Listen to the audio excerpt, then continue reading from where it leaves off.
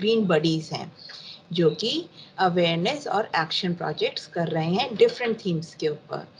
और आज आप सब हमारे 6th सेशन से जुड़े हैं, जिसके अंदर हमारे साथ डॉक्टर सुनील पांडे आए हैं। वो टेढ़ी में वेस्ट के ऊपर बहुत सालों से काम कर रहे हैं और आप सब बच्चों से मिलने के लिए आए हैं और आप सबसे बातें करने के लिए आए हैं ऑन वेस्ट एंड एसडीजीज। उससे पहले लेट्स चेक आउट कि कल कितने बच्चे ध्यान से आशीष सर को सुन रहे थे। इससे सर को भी पता चल जाएगा कि बच्चे ध्यान से सुनते भी हैं या नहीं सुनते हैं, ठीक है ना। तो इसलिए सब बच्चे अपना फटाफट से चैट विंडो खोलेंगे और मैं एक सिंपल क्वेश्चन से शुरू करती हूँ, ठीक है। There are 3 components in hierarchy of waste management. उनको करेक्ट सीक्वेंस बताना है। हमारे अपशिष्ट प्रबंधन को के 3 घटक होते हैं, राइट? रीयूज, रिड्यूस और रिसाइकिल। पर इनका एक सीक्वेंस होता है, वो क्या है मुझे नहीं पता। हो सकता है मैंने गलत सीक्वेंस बोला हो सकता है ठीक बोला हो, खिचड़ी पका दी हो। तो आप बच्चों को फटाफट बताना है कि हमें सबसे पहले रिड्यूस करना चाहिए या रीयूज करना चाहिए या रिसाइकिल करना चाहिए या रिसाइकिल रिड्यूस रिसाइकिल। तीनों को करेक्ट सीक्वेंस बताइए जल्दी से। जो सबसे पहले लिखेगा reduce, reuse, recycle. Very good. Aryan spellings ठीक लिखेंगे, ठीक है। अगर हमें जल्दी जल्दी लिखना है, ठीक है ठीक है ठीक है ठीक है ठीक है ठीक है। आप सब बच्चों ने वेरी गुड। कल सर ने बताया था कि 30 सितंबर 2021 से कुछ बैन हो गया है, पैन इंडिया। वो क्या चीज बैन हुई है? 30 सितंबर 2021 से, जो कि उड़ीसा में 2 अक्टूबर 2018 को हुआ था।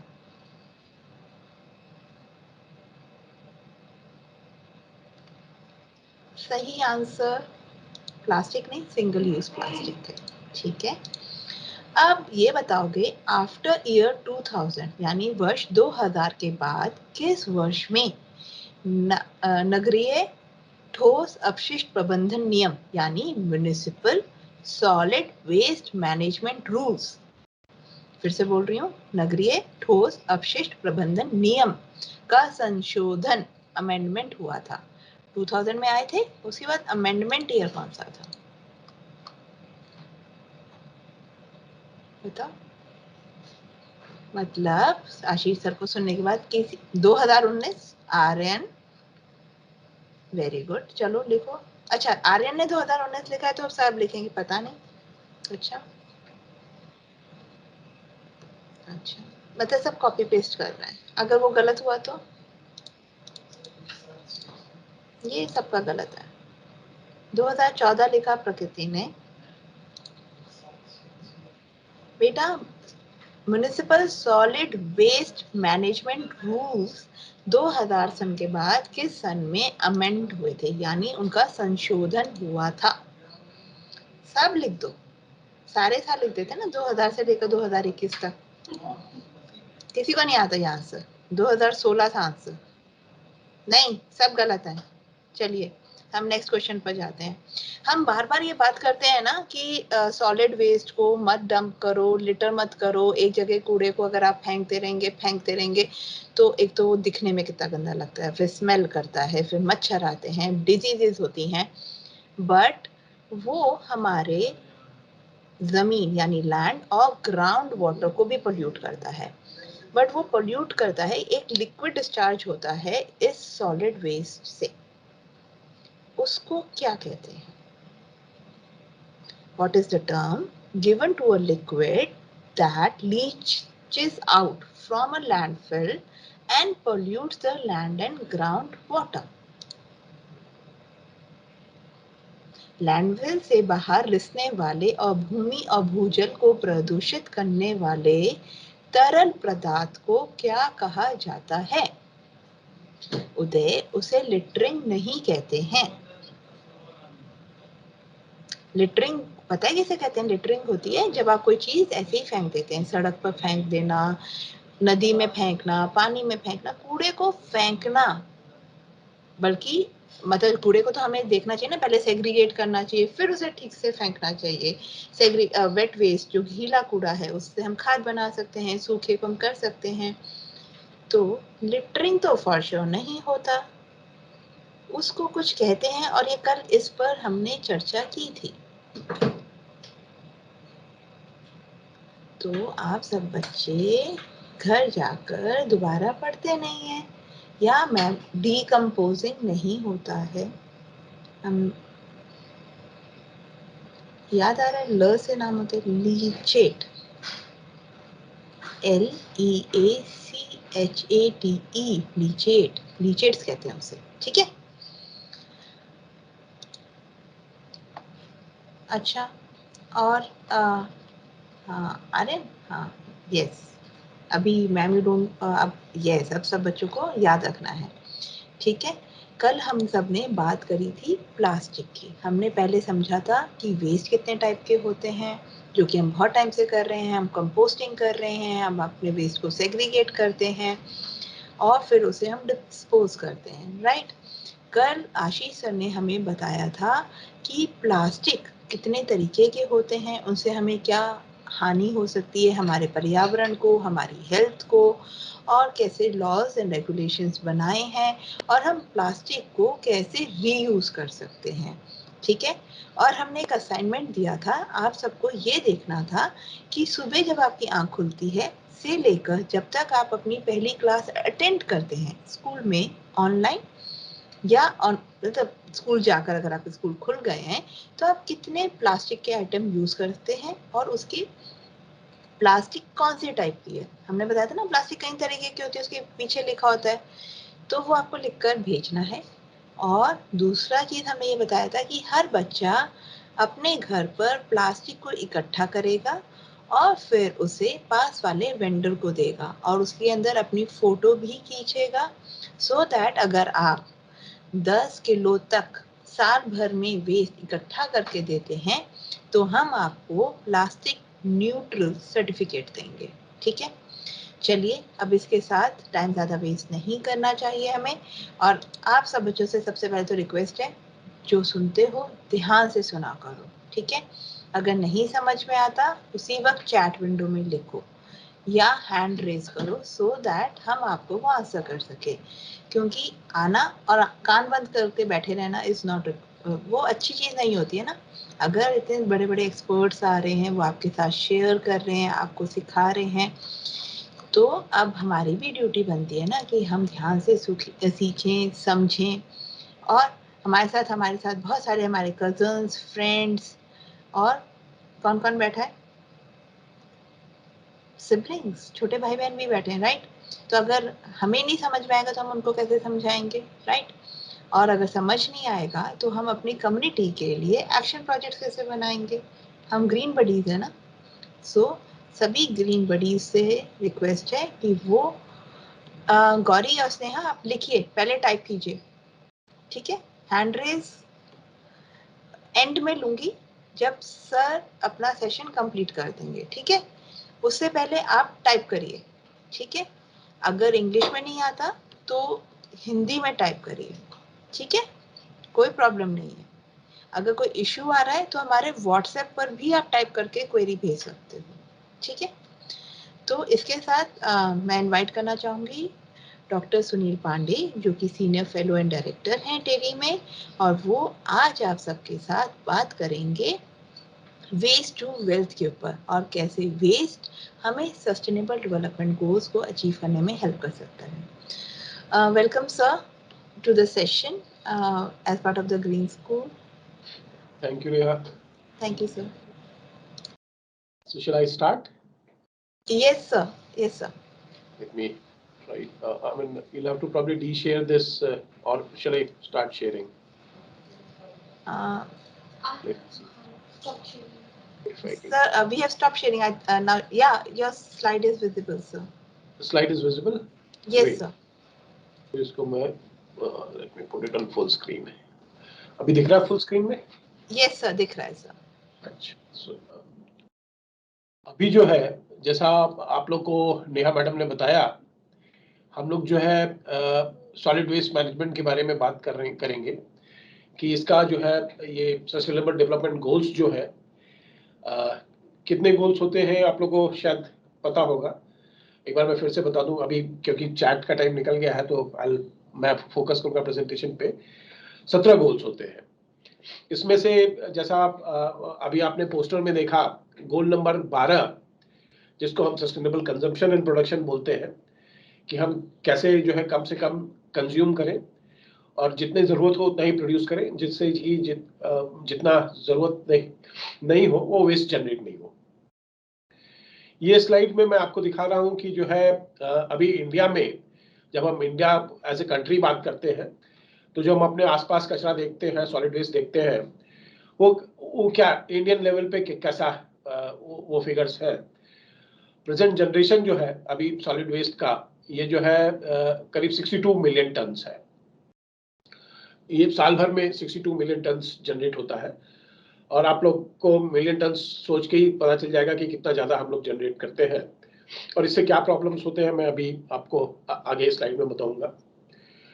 कलेक्शन जो हम करते हैं, जो कचरा वो इकट्ठा करते हैं, जो म्यूनिसिपैलिटी वाले आते हैं या जो आपके यहाँ कचरा उठाने वाले आते हैं, वो बहुत एफिशिएंट नहीं है। इसलिए जो है जो बड़े सिटीज़ हैं उसमें 50 से 90% तक कलेक्ट करते हैं, और जो छोटे सिटीज़ हैं उसमें करीब 50% तक कलेक्ट कर पाते हैं हम लोग। अभी आप लोग को मालूम है प्रधानमंत्री जी ने स्वच्छ भारत मिशन लॉन्च किया 2014 में। उससे काफ़ी इम्प्रूवमेंट हुआ है सिचुएशन में, लेकिन अभी भी जो है और इम्प्रूवमेंट की ज़रूरत है।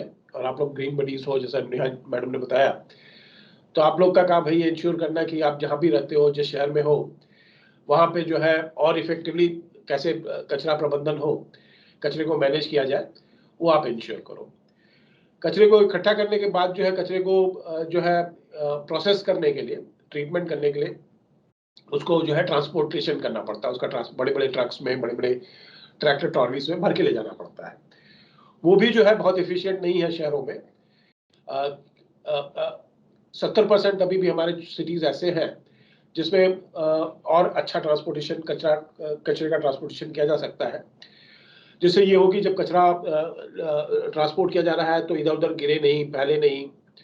और जो लीचेट निकलता है, जैसा आपको अभी क्विज में पूछा कचरे से, वो लीचेट जो है इधर उधर रोड में न गिरे। डिस्पोजल, जो फाइनल हम कचरे को जो है, जो रिसाइकल करने के बाद जो बचता है या कंपोस्ट बनाने के बाद जो बचता है, उसको जो है हमको हमारा जो रूल आया 2000 में और 2016 में, उसके हिसाब से हमको सैनिटरी लैंडफिल में डालना चाहिए। लेकिन बहुत कम ऐसे शहर हैं जहां अभी सैनिटरी लैंडफिल है, क्योंकि बहुत महंगा पड़ता है बनाने में। इसलिए बहुत सारे शहर इसको बना नहीं पाते हैं। जहां भी गड्ढा देखते हैं वहां अपना कचरा डालने लगते हैं। इसके अलावा प्रॉब्लम क्या है, आप लोग को पता होगा, बायोमेडिकल वेस्ट जो होता है, जो हॉस्पिटल्स हैं, हमारे हेल्थ केयर फैसिलिटीज है, आप डॉक्टर्स के पास जाते हो, डॉक्टर्स के आपको चेकअप करते हैं, उसमें जो वेस्ट जनरेट होता है उसको बायोमेडिकल वेस्ट बोलते हैं। वो भी जो है डिस्पोजल साइट पर पहुंच जाता है, और आपको मालूम है इससे बहुत सारी बीमारियां हो सकती हैं। हेपेटाइटिस हो सकता है, वाटर डायरिया हो सकता है, तो वो जो है प्रॉब्लम होता है। इसके अलावा काफ़ी शहरों में जो है स्लॉटर हाउस होते हैं। स्लॉटर हाउस मतलब जहाँ पिग्स को या जो है गोट्स को या मुर्गियों को काटा जाता है और मीट उनका फिर बेचा जाता है। तो वो जो है उसका जो वेस्ट निकलता है, पंख और बाकी जो बचे हुए चीज़ें होती हैं, वो भी कई बार म्युनिसिपल वेस्ट डंप पे पहुंच जाता है। तो इससे क्या होता है कि जो डंप साइट पे, म्युनिसिपल वेस्ट डंप साइट है, वहाँ जो कॉर्पोरेशन के लोग काम करते हैं या जो कचरा उठाने वाले आते हैं वो काम करते हैं, उनके हेल्थ को खतरा होता है कि वो जो है उसको उठाते हैं, उसको रिसाइकलिंग के लिए ले जाते समय उनको कोई बीमारी ना लग जाए उससे। हमारे देश में जो मेन रेगुलेटरी एजेंसी है जो देखती है कि रूल्स का जो है इम्प्लीमेंटेशन हो रहा है कि नहीं, उसको हम सेंट्रल पोल्यूशन कंट्रोल बोर्ड बोलते हैं। सेंट्रल पोल्यूशन कंट्रोल बोर्ड ने एक रिपोर्ट बनाई थी 2012-13 में, जिसमें उन्होंने बताया कि अगर हम कचरे का ठीक से प्रबंधन नहीं करेंगे और अगर हम रिसाइकल नहीं करेंगे और उसको खाद में नहीं बनाएंगे या उसको रिसाइकलिंग नहीं करेंगे, तो हमको बहुत ज़्यादा लैंड की ज़रूरत पड़ेगी। अगर आप इसमें तीसरा बुलेट देखें, हरा वाला, तो लैंड रिक्वायरमेंट बताया है 66,000 हेक्टेयर लैंड हमको 20 साल के लिए चाहिए होगा अगर हम कचरे का प्रबंधन ठीक से नहीं करेंगे, जिसका मतलब हमको करीब 1200 हेक्टेयर 1250 हेक्टेयर जो है हर साल चाहिए। और ये बहुत बड़ी जगह होती है क्योंकि ज़्यादातर शहर में इतना खाली जगह किसी के पास नहीं होता है, और इसलिए जो है हम लोग जो है जहाँ कचरा ठीक से फेंकते नहीं है और कचरे का पहाड़ बनता जाता है। अभी जैसा बताया, किसी बच्चे ने आंसर दिया था, लीशिएट का जब क्वेश्चन पूछा था तो किसी बच्चे ने आंसर दिया था कि जो है लिटरिंग। तो लिटरिंग एक्चुअली क्या होता है, लिटरिंग इस स्लाइड में बताया है आपको। आप लोग भी इसे आप देखते हो कि जब भी शहर में इधर उधर जाते हो घूमने, कई बार जो खाली जगह पड़ी होती है या खाली प्लॉट पड़ा होता है वहाँ लोग कचरा फेंकने लगते हैं। क्यों कचरा फेंकने लगते हैं? क्योंकि कचरा अगर म्युनिसिपल अथॉरिटी को देंगे तो उनको कई बार महीने महीने जो है 50 रुपए 100 रुपए देना पड़ता है। बहुत से लोग देना नहीं चाहते हैं तो वो जो है कचरा जो है इधर उधर चुपके से फेंक देते हैं और वो कचरा जमा होते होते ऐसा हो जाता है। और आप भी जैसा ये लोग नाक बंद करके निकल रहे हैं, आप लोग भी ऐसे ही करते होगे जब आसपास से निकलते होगे, क्योंकि उसमें बदबू होती है, उसमें कीड़े ब्रीड होते हैं, उसमें चिड़िया जो है बर्ड्स वो करते हैं, उसमें कैटल्स और डॉग्स वगैरह रोडेंट्स वगैरह भी, चूहे वगैरह भी आ जाते हैं। तो ये एक अनहाइजीनिक कंडीशन है। आपको पता आपको मतलब आसानी से वो लग जाएगा कि आप जब इसमें जाओगे तो अगर यहाँ पे जो लोग रहते हैं उनको बीमारी का खतरा बहुत हो सकता है। अब मैं एक स्लाइड दिखाऊंगा कि आपके घर में जो कचरा होता है, हो सकता है पहले भी सेशन में आपको इस तरह का वो दिखाया हो, लेकिन आपको एक बार रिफ्रेश कर दूं क्योंकि फिर आप लोग नेक्स्ट टाइम जब क्विज में बैठोगे तो आपको याद रहेगा। घरों में जहां सेग्रीगेशन नहीं होता है वेस्ट का, वहां बाल्टी में ज्यादातर घरों में इस तरह से कचरा दिन भर में जो इकट्ठा होता है, दोपहर में सुबह जब सफाई करते हैं हम, तो इस तरह से हम एक साथ जो है उसको इकट्ठा कर लेते हैं।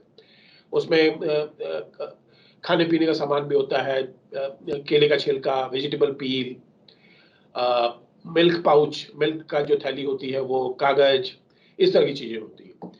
इनको अगर हम अलग अलग करके देखें तो इस स्लाइड में अगर एक उस पर बड़े पेपर पर डाल के इसको हम अलग अलग सेग्रीगेट करें तो कई बार जो है इस तरह की चीजें उसमें दिखती है। खाने का कचरा है, प्लास्टिक है, पेपर है, छोटे मोटे पेपर के टुकड़े हैं, और कई बार ऑफ एंड ऑन, जैसे रेजर खराब हो गया जैसे इस फोटो में दिखाया गया है, शेविंग रेजर खराब हो गया उसको फेंका, कार्ट्रिज है, कई बार कार्टन जो है पैकिंग, अगर हम ऑनलाइन कुछ मंगाते हैं उसकी पैकिंग जो होती है वो।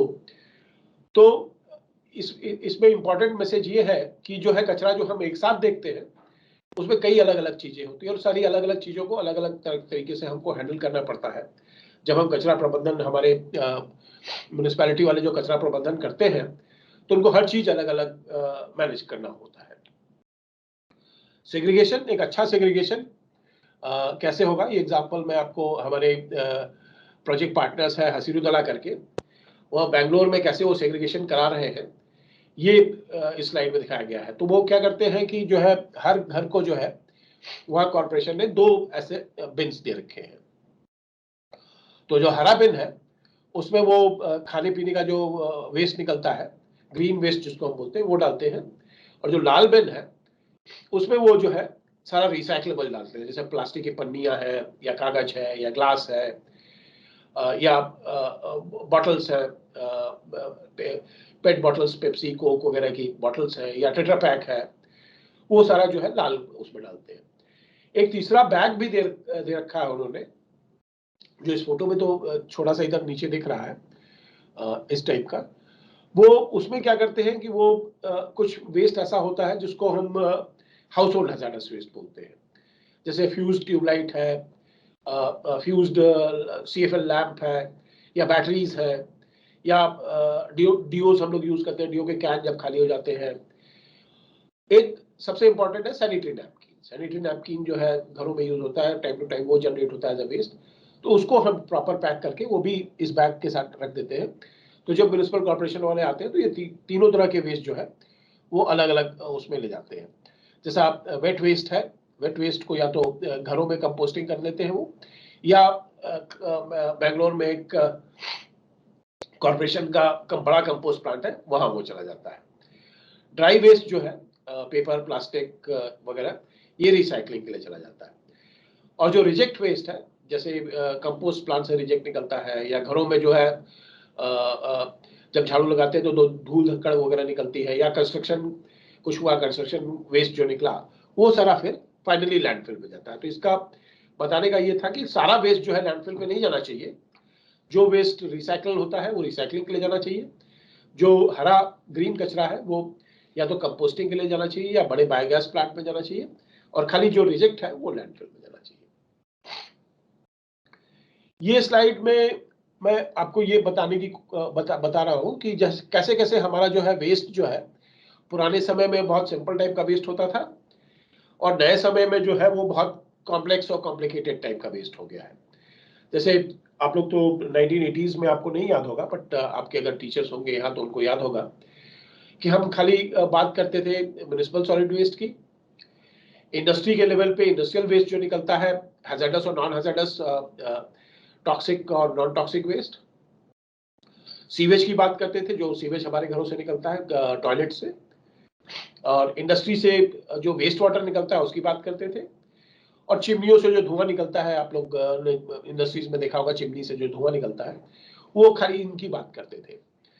1990s में और तरह के वेस्ट जो है इंपॉर्टेंट हो गए। मतलब हमारा ये हो गया कि हम खाली इन चीजों पे फोकस नहीं कर सकते, इनके अलावा हमको इन चीजों पे भी फोकस करना पड़ेगा। कंस्ट्रक्शन एंड डिमोलिशन वेस्ट, जो रोड बनाते हैं या फ्लैट बनाते हैं या उसमें मेंटेनेंस करते हैं, हाईवे बनाते हैं, फ्लाईओवर बनाते हैं, उससे जो वेस्ट निकलता है उसको हम कंस्ट्रक्शन एंड डिमोलिशन डिब्री बोलते हैं। वो बढ़ने लगा क्योंकि नए नए शहर बनने लगे, नए नए रोड्स बनने लगे, तो वो वेस्ट भी इंपॉर्टेंट हो गया। म्युनिसिपल सॉलिड वेस्ट के अलावा प्लास्टिक वेस्ट इंपॉर्टेंट हो गया। अभी क्विज में आपको भी पूछा था कि प्लास्टिक वेस्ट कौन सा प्लास्टिक वेस्ट बैन हुआ है, तो प्लास्टिक वेस्ट भी इंपॉर्टेंट हो गया। फिर हॉस्पिटल वेस्ट इंपॉर्टेंट हो गया, जो हॉस्पिटल से निकलता है, जैसा मैंने बताया बायोमेडिकल वेस्ट जो होता है। और जो ये वेस्ट है, बायोमेडिकल वेस्ट और जो इंडस्ट्रियल वेस्ट है, इनको हम जो है, जो बहुत खतरनाक टाइप की वेस्ट होते हैं, इनको हम जलाते हैं, इंसिनरेटर्स होते हैं उसमें जलाते हैं, क्योंकि इनको जो है लैंड पे अगर ऐसे ही डालते हैं तो लैंड का पोल्यूशन होता है, ग्राउंड वाटर भी पोल्यूशन होता है, जैसा नेहा मैडम ने बताया। तो इसको हम जो है इंसिनरेटर में जलाते हैं हाई टेम्परेचर पे, और जलने के बाद खाली राख बचती है, तो राख को फिर जो है लैंडफिल साइट पे ले जाते हैं। अभी जो हमारा फोकस है उसमें और जो है वेस्ट स्ट्रीम्स ऐड हुई है। इलेक्ट्रॉनिक वेस्ट, जो हम लोग रोज यूज करते हैं, इलेक्ट्रॉनिक आइटम्स, सेल फोन है, लैपटॉप है, कंप्यूटर है, फोटोकॉपी मशीन है, ये सारे जो है इलेक्ट्रॉनिक, जब ये वेस्ट हो जाते हैं तो इनको इलेक्ट्रॉनिक वेस्ट बोलते हैं। पैकेजिंग वेस्ट है, जो अभी सिंगल यूज प्लास्टिक्स की बात हो रही थी, वो ज्यादातर पैकेजिंग वेस्ट है, जिसमें जैसे आप शर्ट खरीदने जाते हो आपको पैकेज में मिलता है, आप जो है पॉली बैग्स यूज करते हो, इस तरह के वेस्ट जो है वो पैकेजिंग वेस्ट हो गए। अभी आने वाले समय में और जो इम्पोर्टेंट वेस्ट होने वाला है वो है, आपको आप पढ़ते होंगे अपनी टेक्स्ट बुक्स में भी, और आप न्यूज़पेपर में भी पढ़ते होंगे कि इंडिया में सोलर पावर पे काफी काम हो रहा है। सौर ऊर्जा, सोलर से कैसे बिजली बनाई जाए, सोलर रेडिएशन से, उस पर काफी काम हो रहा है। तो वो जो है, जो सोलर से बिजली बनाने का काम है, उसमें जो सोलर पैनल्स लगते हैं, वो अभी जो लगाने शुरू किए हैं गवर्नमेंट ने, वो करीब 20-25 साल में वो वेस्ट हो जाएंगे। तो आने वाले समय में सोलर पीवी वेस्ट भी जो है बहुत बड़ा जो है मुद्दा होने वाला है। ये स्लाइड मैं आपको इसलिए दिखाना चाह रहा हूँ, ये थोड़ा डरावना है देखने में, और डरना भी चाहिए हमको, कि अगर हम जो अपना वेस्ट है ढंग से अगर मैनेज नहीं करते हैं तो उससे कैसे एटमॉस्फेयर पे या पर्यावरण पे जो है प्रभाव पड़ता है। अगर हम उसको बिना प्रॉपर लैंडफिल साइट बनाए उसको ऐसे ही डंप कर देते हैं, या जो है उसको प्रोसेस नहीं करते हैं, सारा डिस्पोजल साइट पर जाते हैं, तो उससे अभी जो बात हो रही थी कि जो भी कचरे से लिक्विड निकलता है वो नीचे सॉइल के थ्रू ग्राउंड वाटर में जाता है, उसको क्या बोलते हैं, लीचेट। अभी बात हो रही थी लीचेट की क्विज में, तो लीचेट ऐसे जनरेट होता है, और ऐसे वो ग्राउंड वाटर, अगर हम ढंग से उसको मैनेज नहीं करेंगे तो फाइनली वो नीचे जाके ग्राउंड वाटर को कंटेमिनेट करता है। अगर सरफेस वाटर सोर्स है आसपास तो वो रिवर या लेक्स को भी जो है कंटेमिनेट कर सकता है लैटरल मूवमेंट में। उससे कचरे से और भी कई चीजें निकलती हैं जो एयर पोल्यूशन करती है, जैसे गैसेस है, जो मीथेन है, सल्फर डाइऑक्साइड है, ऑक्साइड, नाइट्रोजन ऑक्साइड है, नाइट्रोजन डाइऑक्साइड है, ये जो है एयर पोल्यूशन करती है। एयर पोल्यूशन के साथ साथ कार्बन डाइऑक्साइड और मीथेन, आपको मालूम होगा कि हम लोग जलवायु परिवर्तन की आजकल बात कर रहे हैं, जब हम एसडीजीज की बात करते हैं तो जलवायु परिवर्तन की भी बात करते हैं। तो ये जो है इसलिए इंपॉर्टेंट है कि अगर हम ठीक से कचरा प्रबंधन नहीं करेंगे तो जो मीथेन और कार्बन डाइऑक्साइड निकल रहा है वो ग्लोबल वार्मिंग करेगा। तो इसलिए भी जरूरी होता है कि हम कचरा प्रबंधन ठीक से करें। और हमने बताया कि जैसा जो ब्रीडिंग ग्राउंड होता है, मतलब ये कचरा अगर ढंग से नहीं रखा हुआ है तो वहाँ रोडेंट्स और फ्लाइज और कैटल्स और ये सब आते हैं और उससे वो बीमारियां फैलाते हैं। फिर फाइनली हम जो है, मतलब नेक्स्ट स्लाइड में मैं आपको दिखाऊंगा कि एसडीजीज जो है कैसे वेस्ट मैनेजमेंट से लिंक्ड है। और इसमें कुछ एसडीजीज है जिनका डायरेक्ट लिंकेज है वेस्ट मैनेजमेंट से। एक तो आपने 3R तो आपको अभी क्विज में भी पूछा कि 3R क्या होता है, उसका क्या प्रायोरिटी होता है, कैसे विच इज हाईएस्ट प्रायोरिटी और कौन सा लोएस्ट डिजायरेबल प्रायोरिटी है। Reduce, reuse, recycle. एसडीजीज जैसा मैंने बताया 17 एसडीजीज है, उसमें सबसे 3 इंपॉर्टेंट जो है, ये 4 जिनका डायरेक्ट लिंकेज है वेस्ट मैनेजमेंट से, वो है SDG 12, ensure responsible consumption and production patterns, मतलब जितना हमको जरूरत हो उतना ही हम कंज्यूम करें और जितना हमको जरूरत हो उतना ही हम प्रोड्यूस करें, जिससे जो है हमको एक्स्ट्रा रिसोर्सेज नहीं लगाना पड़े प्रोड्यूस करने के लिए, क्योंकि रिसोर्सेज हमारे पास धरती में लिमिटेड है। तो अगर हम उनको ढंग से नहीं यूज करेंगे तो जल्दी वो खत्म हो जाएंगे। जैसे अभी हम बात करते हैं फॉसिल फ्यूल की, पेट्रोल और डीजल, अगर हम इस तरह से, या कोयला जो है, कोल जो है, अंधाधुंध यूज करते रहेंगे तो आने वाले समय में खत्म हो जाएंगे। वैसे ही हमारे बाकी रिसोर्सेज भी हैं, मेटल है, एल्यूमिनियम है, आयरन है, लेड है। अगर हम ढंग इसको रिस्पॉन्सिबल तरीके से नहीं इस्तेमाल करेंगे तो ये भी आने वाले समय में खत्म हो जाएंगे। Goal number 6, clean water and sanitation. तो गोल इसका भी वेस्ट से लिंकेज है, क्योंकि सैनिटेशन जो है, जब हम वाटर यूज करते हैं और जब सीवेज जनरेट होता है तो लिक्विड वेस्ट हो जाता है, तो इसका भी लिंकेज है वेस्ट मैनेजमेंट से। और गोल नंबर 11, 11वां जो गोल है वो है सस्टेनेबल सिटीज। हमारी सिटीज जो है, वो जिस शहर में हम रहते हैं वो कैसे जो है अच्छे से परफॉर्म कर सकते हैं, अच्छे से अपने रिसोर्सेज मैनेज कर सकते हैं, अच्छे से अपने वेस्ट को मैनेज कर सकते हैं। तो इसलिए इसका लिंकेज जो है सस्टेनेबल गोल नंबर 11 से भी है। फिर लास्ट में गोल नंबर 13, क्लाइमेट एक्शन। मैंने बताया कि जो है जलवायु परिवर्तन पे भी आजकल काफी बातें हो रही है, और वेस्ट को हम ढंग से मैनेज नहीं करते हैं तो उससे मीथेन और कार्बन डाइऑक्साइड निकलता है, जो कि जो है ग्रीन हाउस गैस है। तो इसलिए जो है गोल नंबर 13 भी वेस्ट मैनेजमेंट से लिंक्ड है, क्लाइमेट एक्शन, कि हम कैसे एक्शन लें। और ये सारा अगर हम ढंग से वेस्ट मैनेजमेंट करते हैं और इफिशिएंट वेस्ट मैनेजमेंट करते हैं, जिससे कोई पोल्यूशन ना हो, जिससे रिसोर्सेज की कमी ना हो, तो ये सारे गोल्स को हम एक साथ एड्रेस करते हैं, चाहे वो गोल नंबर 11 हो, चाहे वो 13 हो, 6 हो या 12 हो।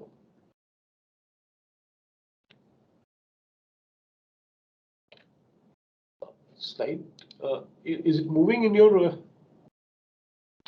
No, yeah, sir. Yeah, now it's yeah, moving. yeah, it got hung for some time. Okay. अभी एसडीजीज और जो काफी सारे एसडीजीज हैं उस पे उनका डायरेक्ट लिंकेज तो वेस्ट मैनेजमेंट से नहीं है, लेकिन कहीं ना कहीं उसमें भी वेस्ट की बात करते हैं हम।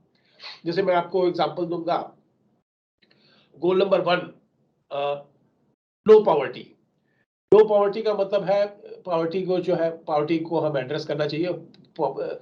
पुअर लोगों को कैसे, जो गरीब लोग हैं उनको हम कैसे जो है वो करें। तो वेस्ट मैनेजमेंट इसका लिंक कैसे है कि जो है वेस्ट पिकर जो आते हैं, जो कचरा उठाने आते हैं आपके यहाँ, वो गरीब लोग हैं, और कैसे हम उनकी लाइफ को जो है बेटर बना सकते हैं, कैसे रिसाइकलिंग और वेस्ट को सेग्रीगेट करके और अच्छा वेस्ट उनको देके, जिससे उनको जब वो बाजार में बेचे तो कैसे उनकी आमदनी बढ़ सकती है। तो गोल नंबर 1 से भी इसका लिंक है। Goal number 2, food waste, zero hunger. Zero hunger का मतलब है कि जो हम फूड प्रोसेस करते हैं, या जो हम फूड क्रॉप्स उगाते हैं, उससे जो जब फूड प्रोसेस करते हैं तो हमारे कंट्री में या डेवलपिंग कंट्री में, इंडिया जैसे डेवलपिंग कंट्री में फूड वेस्टेज बहुत होता है। और फूड वेस्टेज को जैसा जब हम कम करेंगे तो जो अगर फूड वेस्टेज कम होगा तो वही खाना जो है हम ज्यादा लोगों को दे सकते हैं, तो हंगर को भी एड्रेस करता है। Goal number 3, good health and wellbeing, इसको जो है एड्रेस करते हैं proper waste management, waste water, chemical management. अगर हम प्रॉपरली वेस्ट मैनेज करते हैं तो उससे बीमारी नहीं होती आसपास के लोगों को, तो उससे जो है उसका हेल्थ से भी रिलेशन है। फिर क्वालिटी एजुकेशन, क्वालिटी एजुकेशन में एक्सपोजर हमारा जो है टॉक्सिक केमिकल्स को अगर होता है तो हम बीमार पड़ते हैं, हमको तरह तरह की हानियां होती है। और अगर बच्चों को एक्सपोजर होता है तो बच्चों की एबिलिटी, जितने दिन बीमार रहेंगे उतने दिन स्कूल नहीं जा पाएंगे।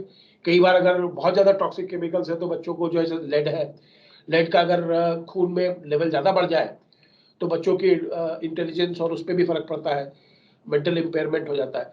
तो इस तरह से गोल नंबर 4 से लिंकेज है। गोल नंबर 5 जेंडर इक्वालिटी, मतलब हमारे समाज में मेल और फीमेल एक बराबर ट्रीटमेंट मिलना चाहिए। इसमें क्योंकि कई बार कचरा, जब हम कचरा उठाते हैं, कचरे को रिसाइकलिंग करने के लिए ले जाते हैं, तो आपने कई बार देखा होगा कि लेडीज जो है उसमें जो है वेस्ट पिकर्स में काफी इन्वॉल्व होती है। तो अगर हम उनका लेवल ऊपर करते हैं तो हम जेंडर को भी एड्रेस करते हैं इसमें। 6 आपको बताया clean water and sanitation. 7 renewable sources of energy.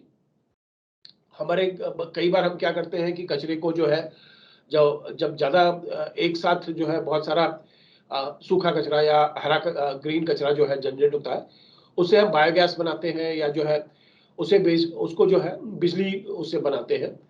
तो वो जो है गोल नंबर 7 को उस तरह से एड्रेस करता है। गोल नंबर 8 और 10, वेस्ट को अगर हम प्रॉपरली रिसाइकल करते हैं और प्रॉपर जो है उससे वैल्यू एडेड प्रोडक्ट बनाते हैं, जो मैं आपको दिखाऊंगा अभी अगर टाइम रहेगा तो वो हमको जो है जॉब्स क्रिएट करता है, अच्छा एनवायरनमेंट देता है और इनफॉर्मल सेक्टर का लाइवलीहुड बढ़ाता है। इनफॉर्मल सेक्टर को पैसा कमाने का मौका मिलता है जो वेस्ट पिकर्स है हमारे। Goal number 11 urban waste management, जो शहरों में कचरा इकट्ठा हो रहा है वो, और जो है उनको कैसे जो है हम रिसाइकल कर सकते हैं, वो जो है गोल नंबर 11 में एड्रेस होता है। गोल नंबर 12 आपको बताया 3R, रिड्यूस, रीयूज, रिसाइकल। गोल नंबर 3 क्लाइमेट एक्शन, कैसे जो है मीथेन और कार्बन डाइऑक्साइड को अगर हम नहीं जाने दें हवा में तो कैसे उसको जो है क्लाइमेट एक्शन एड्रेस होता है। गोल नंबर 14 जिसकी आजकल हम काफी बात कर रहे हैं क्लाइमेट चेंज के परिप्रेक्ष्य में, वो है मरीन लिटर, लाइफ अंडर सी। आपको शायद पिछले अभी जो वेस्ट मैनेजमेंट पे डिस्कशन हुआ होगा सिंगल यूज प्लास्टिक पे, जब आपको बताया होगा तो आपको ये बताया होगा कि क्यों हम सिंगल यूज प्लास्टिक जो है के लिए इतना परेशान है। क्योंकि शहरों में नदियों में जब सिंगल यूज प्लास्टिक इधर उधर फेंका जाता है तो फाइनली वो जो है जाके समुद्र में इकट्ठा हो जाता है। और क्लाइमेट चेंज के बाद, जलवायु परिवर्तन के बाद आजकल सबसे बड़ा प्रॉब्लम मरीन लिटर का हो गया है ग्लोबली। टन्स ऑफ टन्स जो है मरीन लिटर जो है वो समुद्र में इकट्ठा हो गए हैं, और वो फिश और कछुए और ये जब सब जो उसको खाते हैं तो उससे उनकी डेथ हो जाती है। गोल नंबर 15 जो है पोल्यूशन को, अगर हम वेस्ट मैनेजमेंट का पोल्यूशन है वो प्रॉपरली मैनेज कर रहे हैं तो जो है गोल नंबर 15 को एड्रेस कर रहे हैं। और लैंड वेस्ट अगर हम प्रॉपरली मैनेज कर रहे हैं तो गोल नंबर 17 को एड्रेस कर रहे हैं। तो ये नटशेल में कैसे सस्टेनेबल डेवलपमेंट के पर्सपेक्टिव में वेस्ट मैनेजमेंट को हम लोग देखते हैं, वो मैंने आपको बताया। वेस्ट का मैंने बताया कि क्लाइमेट, गोल नंबर 13 जो है क्लाइमेट एक्शन, उससे भी रिलेशन है। कैसे रिलेशन है वो, ये जो है जो आपको चार्ट में दिखा रहा हूं, ये जो ग्रीन हाउस गैस बजट है कि कौन कौन सा जो है सेक्टर जो है वो ग्रीन हाउस गैस निकालता है और किसका कितना कंट्रीब्यूशन है। तो उसमें आप देखेंगे एनर्जी सप्लाई सबसे बड़ा है जो ऑरेंज कलर का है, 26% है एनर्जी सप्लाई। मतलब जो एनर्जी पावर प्लांट है जहाँ से एनर्जी बनाते हैं कोयले से या फ्यूल से, वो। उसके बाद जो है ट्रांसपोर्ट, जो है ट्रांसपोर्ट और एग्रीकल्चर, ये नेक्स्ट है। इसमें सबसे खास बात आपको ये बताना चाहूंगा मैं, ट्रांसपोर्ट, एग्रीकल्चर और फॉरेस्ट्री तो नेगेटिव सिंक है। वेस्ट जो है, इसमें वेस्ट और वेस्ट वाटर का भी 3 से 5% कंट्रीब्यूशन है। तो वेस्ट अगर हम ढंग से मैनेज करते हैं तो ये 3 से 5% जो ग्रीन हाउस गैस वेस्ट से निकल रहा है, इसको हम एड्रेस कर सकते हैं। कैसे जो है जो हमारा ग्रीन हाउस गैस निकल रहा है, इसको कैसे हम अवॉइड कर सकते हैं और कहाँ कहाँ से ग्रीन हाउस गैस निकलता है, ये उसी स्लाइड को जो है थोड़ा और अलग तरीके से समझाने की कोशिश की है मैंने।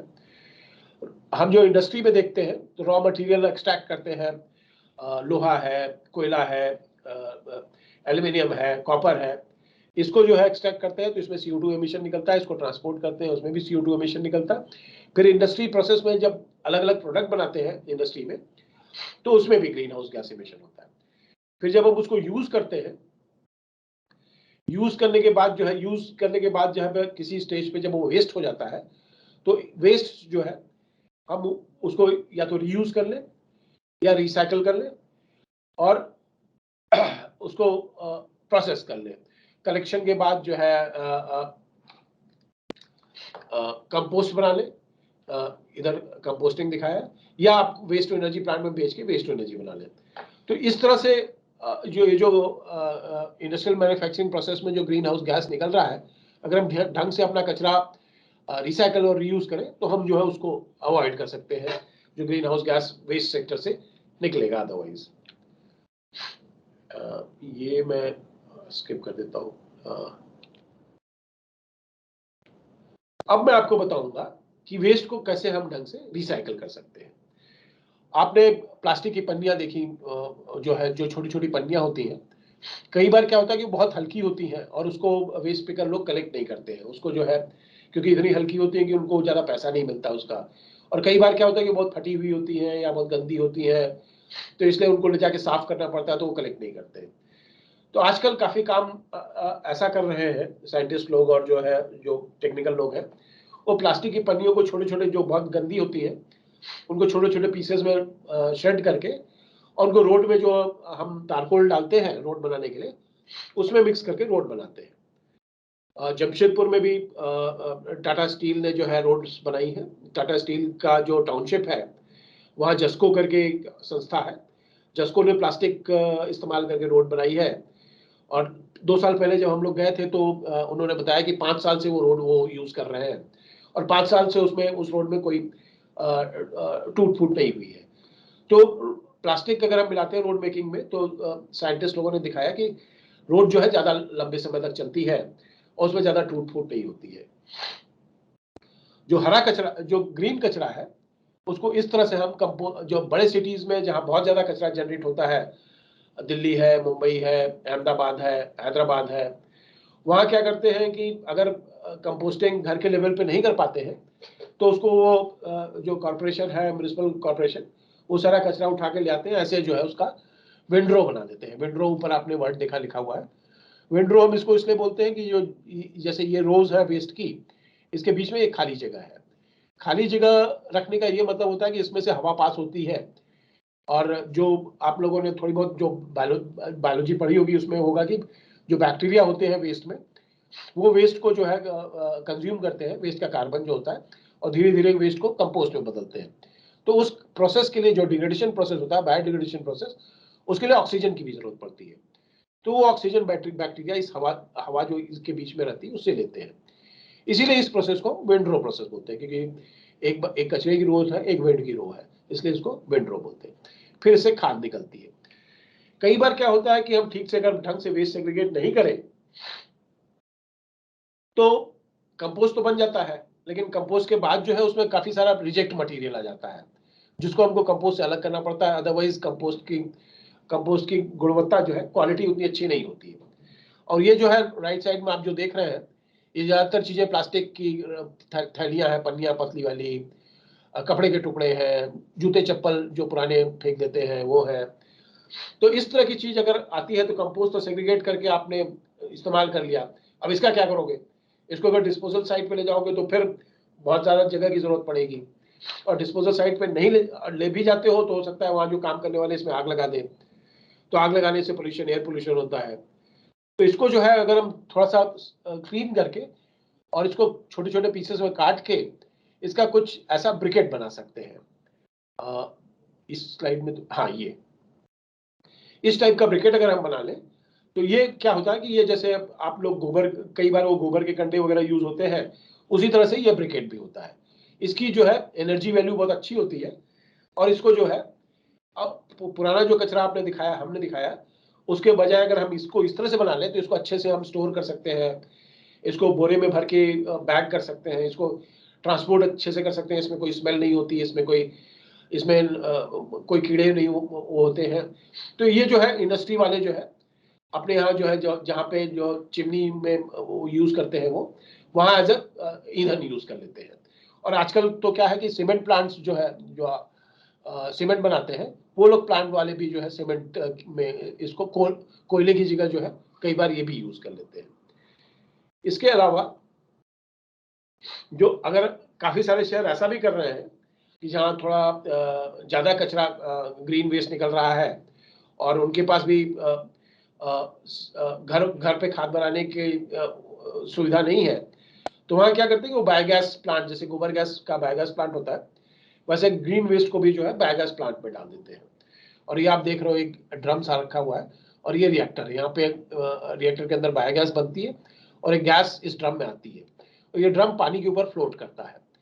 तो जैसे जैसे इसमें गैस आती जाती है वैसे वैसे ड्रम ऊपर जाता जाता है, तो ड्रम के जितना ऊपर गया उससे पता चल जाता है कि कितनी गैस इसमें बन गई है।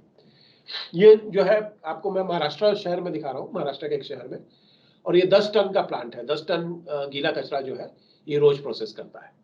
इसमें जो बिजली निकलती है ये आप देखोगे 450 किलोवाट आवर पर डे निकलती है। इसमें से 50 किलोवाट आवर पर डे खर्च हो जाती है इस प्लांट को चलाने में। बचती है कितनी? 400 किलोवाट आवर पर डे। वो 400 किलोवाट पर डे वो कॉर्पोरेशन को वापस दे देते हैं और कॉर्पोरेशन उससे क्या करता है, वो जो शहरों में स्ट्रीट लाइट होती है वो स्ट्रीट लाइट्स को इससे जो है चलाते हैं और स्ट्रीट लाइट को चलाने में जो है फिर जो है उनको बाहर से बिजली नहीं लेनी पड़ती, तो वो बिजली की बच जाती है, इनकी खपत बच जाती है।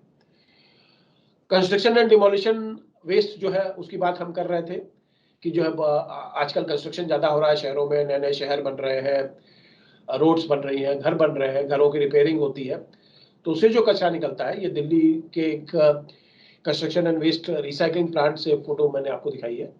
ये जो है पेमेंट ब्लॉक्स है, आपने देखा होगा रोड के साइड में जो चलने के लिए फुटपाथ होता है उसमें ये लगा देते हैं।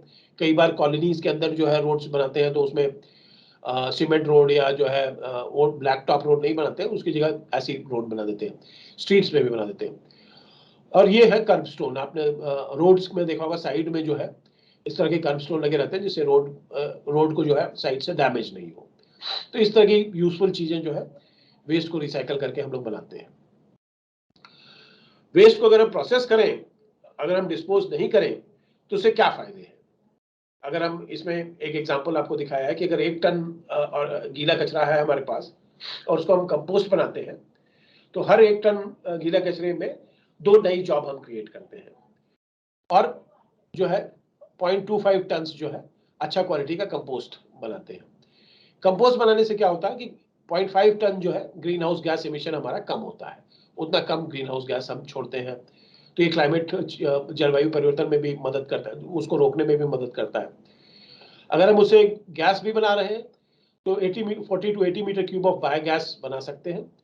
इससे जो है क्योंकि ये वेस्ट डंप साइट पे नहीं गया, डिस्पोजल साइट पे नहीं गया, तो हम 1.1 metre cube landfill area save करते हैं और इनडायरेक्टली जो है 2000 से 3000 लोगों को, क्योंकि उनका कचरा जो है हम इकट्ठा करके जो है वो प्रोसेस कर रहे हैं और वो भी जो है इस प्रोसेस में इन्वॉल्व है, तो उनको हम मदद करते हैं।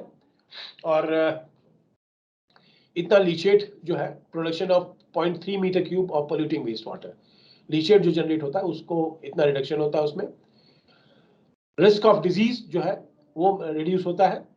और कंपोस्ट को हम जो है फाइनली क्रॉप के लिए यूज करते हैं, तो आप तरह तरह के जो है फूड क्रॉप्स ग्रो कर सकते हैं। और जो है केमिकल फर्टिलाइजर, अगर हम खाद ज्यादा यूज करते हैं तो केमिकल फर्टिलाइजर भी रिड्यूस होता है। तो ये बेनिफिट है अगर हम वेस्ट ढंग से प्रोसेस करें, तो न केवल हम अपने एसडीजीज को एड्रेस कर रहे हैं बट क्लाइमेट को भी एड्रेस कर रहे हैं। यूएन में अभी पेरिस कन्वेंशन हुआ था, उसमें जो है सब लोगों ने जो है, जो बड़े बड़े देशों से लोग आए थे, उन्होंने जो है ये डिसाइड किया कि हम जो है बहुत हाई लेवल पे एक्शन लेंगे और ये सारे जो है जलवायु परिवर्तन के लिए जो अलग अलग कारण है, वेस्ट मैनेजमेंट भी एक कारण है, उसको कैसे हम जो है ग्लोबल उस पे कम करेंगे।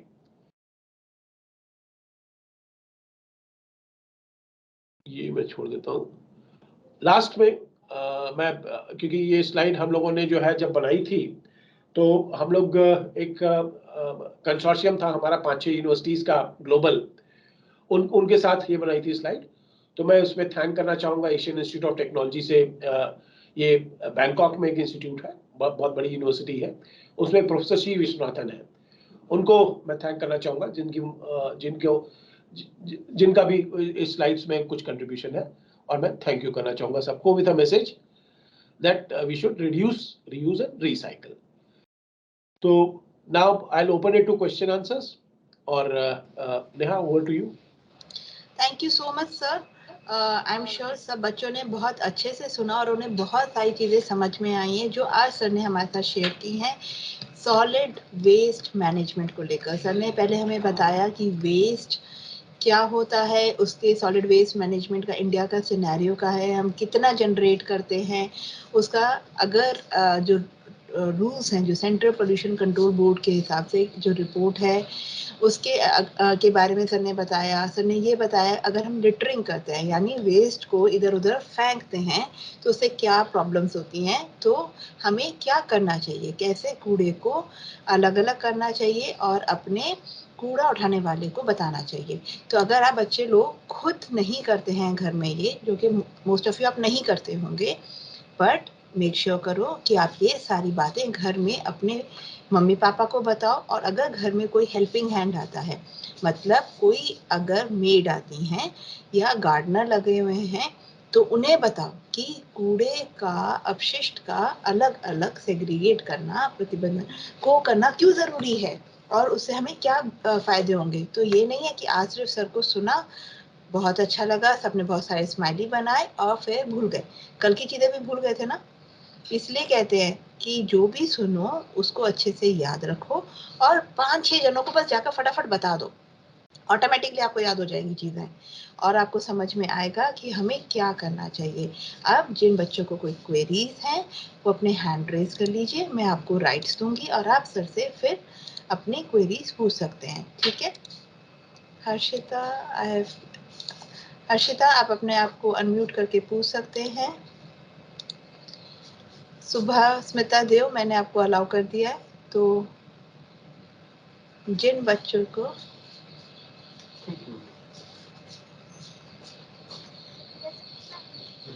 हाँ बेटा बोलो।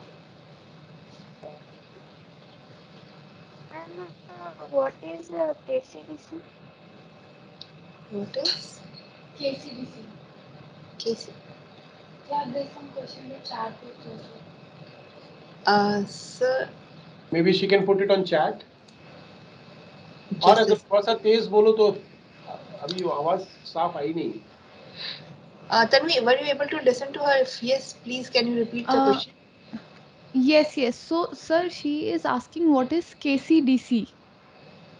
KCDC कर्नाटका में, मैं बैंगलोर की स्लाइड दिखा रहा था, हमारे कुछ कलीग, हमारे कुछ एसोसिएट्स हैं जो बैंगलोर में काफ़ी काम करते हैं वेस्ट सेग्रीगेशन के लिए, तो उनकी जो है डेवलपमेंट कॉर्पोरेशन है जो कि वहाँ खाद बनाने का प्लान चलाती है, इसलिए उसको KCDC बोल रहे हैं। ओके, जैसे किसी एक बच्चे ने पूछा था सीपीसीबी क्या होता है, CPCB central pollution control board होता है, ऐसे ही स्टेट पोल्यूशन कंट्रोल बोर्ड होता है। हमने कल देखा था ना कि उड़ीसा स्टेट ने क्या क्या इनिशिएटिव्स लिए हैं, उन्होंने सिंगल यूज प्लास्टिक बैन करा है, उन्होंने ये कहा कि अगर आप प्लास्टिक इकट्ठा करके देंगे तो गरीब लोगों को उनको फूड मिलता है हर पर केजी ऑफ प्लास्टिक वेस्ट। तो ऐसे बहुत सारे इनिशिएटिव्स हो रहे हैं। तो अब नेक्स्ट क्वेश्चन किसका है? अच्छा, जिन बच्चों ने ये लिखा ना नो डाउट्स थैंक यू, उन सबसे सिर्फ यही है कि आप जो जो इनिशिएटिव्स ले रहे हैं ना वो सब शेयर करेंगे अपने व्हाट्सएप पर, ठीक है, अपने टीचर्स के साथ शेयर करेंगे। Sir would like to share 2017 से ये बच्चे हमारे साथ जुड़े हुए हैं और बहुत सारे इनिशिएटिव्स लेते हैं। इन्होंने composting, paper recycling, paper products बहुत बनाते हैं, वेल्थ आउट ऑफ वेस्ट बनाते हैं।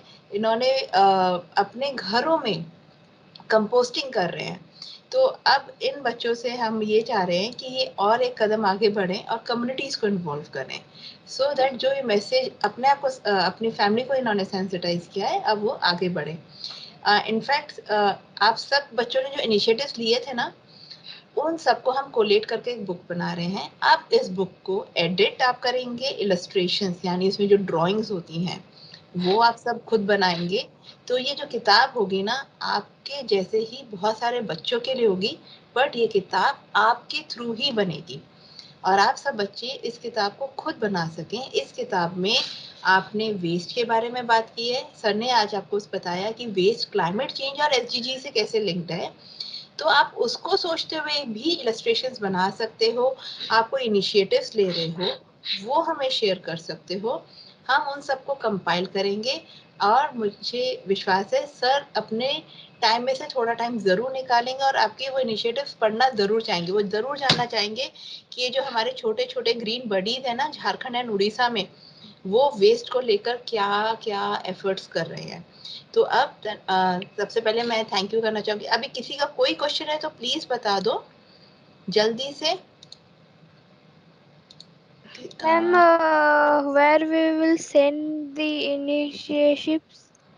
बच्चे ये हम आपको सारे बताते हैं, पर अभी हमारे साथ सर हैं तो इसलिए अगर उनसे अगर आपको कुछ पूछना है, आदर्श कुमार गिरी आपने हैंड रेज किया है, आप अपना सवाल जो सर से हैं, अगर सर ने जैसे कोई चीजें बताई हैं, सर ने बताया कि कैसे कैसे वेस्ट को कंपोस्टिंग कर सकते हैं, आप कुछ वेस्ट को यूज कर सकते हैं प्लास्टिक को रोड बनाने में, रोड साइड में जो लगते हैं पत्थर जो लगते हैं उनको कैसे यूज करते हैं।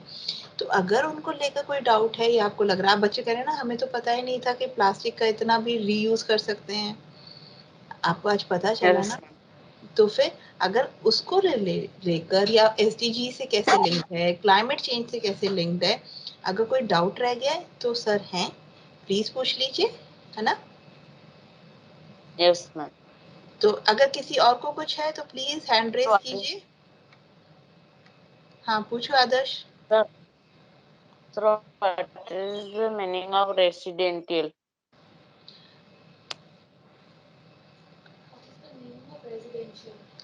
What is the meaning of residential? जो हम घरों में Yes, ma'am. करते हैं। कमर्शियल होता है जो व्यवसायिक होता है, इंडस्ट्रियल होता है औद्योगिक, ठीक है। Yes, ma'am. डोमेस्टिक यानी घरों में, उसको रेजिडेंशियल बोलते हैं, ठीक है। किसी और का कोई सवाल है? How is plastic? सर ने पूरा अच्छे से समझाया है, यानी आप सो रहे थे। ये सवाल मैं नहीं लूंगी, ये सवाल मैं नहीं लूंगी निकिता, सर ने बहुत अच्छे से एक एक एसडीजी के साथ लिंकेज समझाया है। सॉरी, इसका तो मैं कहूंगी आप सो रहे थे। चलिए, with this Ma'am, thank what you. is GHG? Green house gases, ठीक है। बच्चे कई बार क्या होता है, हम जल्दी जल्दी जब बोल रहे होते हैं ना तो हम शॉर्ट फॉर्म यूज कर लेते हैं, ठीक है। तो उस टाइम पे क्या करते हैं, जैसे हम ग्रीन हाउस गैसेस के बारे में बात करते हैं, ध्यान से देखो, सर ने ग्रीन हाउस गैसेस बोला था, यानी G for green, H for house, G for gases. ऐसे सर ने सेंट्रल पोल्यूशन कंट्रोल बोर्ड कई बार ही बोला, तो क्योंकि सर सीपीसीबी के साथ बहुत काम करते हैं तो हम उसकी शॉर्ट फॉर्म बोल देते हैं। जैसे आप हर वक्त अपने स्कूल का नाम पूरा तो नहीं बोलते ना, टाटा डीएवी, आप डीएवी स्कूल बोल देते हो, राइट। तो ऐसे कई आप ना, इसलिए जब सुनते हैं ना तो ध्यान दे लेना चाहिए कि वो फुल फॉर्म का शॉर्ट फॉर्म तो नहीं है, ठीक है। जैसे सस्टेनेबल डेवलपमेंट गोल्स को एसडीजीज बोलते हैं, ठीक है। आपने ऐसा कुछ मिस नहीं किया है, बस ये थोड़ा सा अगर ध्यान से सुनेंगे ना तो आपको पता चलेगा, कई बारी हम उन्हीं बड़े शब्दों का एब्रीविएशन यूज कर लेते हैं, ठीक है।